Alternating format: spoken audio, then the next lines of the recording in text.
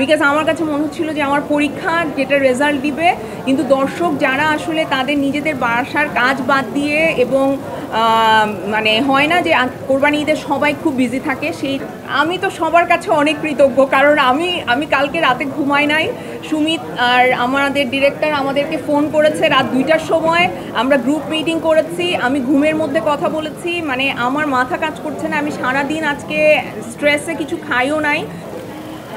আচ্ছা, আমি তো আসলে বিভিন্ন রকম চরিত্র এক্সপ্লোর করতে চাই, তো এরপরে আমি চেষ্টা করব ঠিক এই ধরনের পুলিশের চরিত্র না করতে।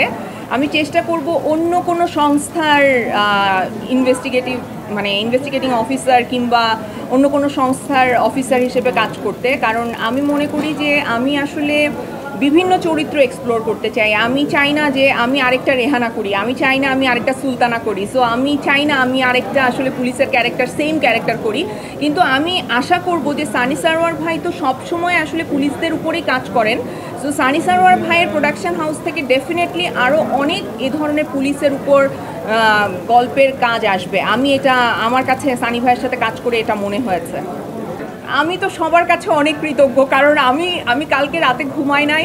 সুমিত আর আমাদের ডিরেক্টর আমাদেরকে ফোন করেছে রাত 2টার সময়, আমরা গ্রুপ মিটিং করেছি, আমি ঘুমের মধ্যে কথা বলেছি, মানে আমার মাথা কাজ করছে না, আমি সারাদিন আজকে স্ট্রেসে কিছু খাইও নাই, বিকজ আমার কাছে মনে হচ্ছিল যে আমার পরীক্ষা যেটা রেজাল্ট দিবে, কিন্তু দর্শক যারা আসলে তাদের নিজেদের বাসার কাজ বাদ দিয়ে এবং মানে হয় না যে কোরবানি ঈদের সবাই খুব বিজি থাকে, তার মধ্যেও যে আসলে দর্শক হলে আসছেন এবং সিনেমাটা দেখছেন, অন্যান্য সিনেমাও দেখছেন, সাথে এশা মার্ডার দেখছে, আমি সত্যি গ্রেটফুল। আর এই ভাইয়া মাত্র আমাকে বলল যে আসলে অনেক দর্শক এটা দেখে বলেছে যে নেক্সট এরকম আরও সিনেমা দেখবে কিনা।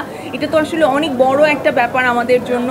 So thank you very much যারা আসলে আমাদেরকে সাপোর্ট করছেন। আমি সব সময় বলি যে দর্শকের জন্যই আজকে আমরা এখানে, সো দর্শক যতদিন আমাদের পাশে আছে ততদিন আসলে আমরা কাজটা করে যেতে পারবো।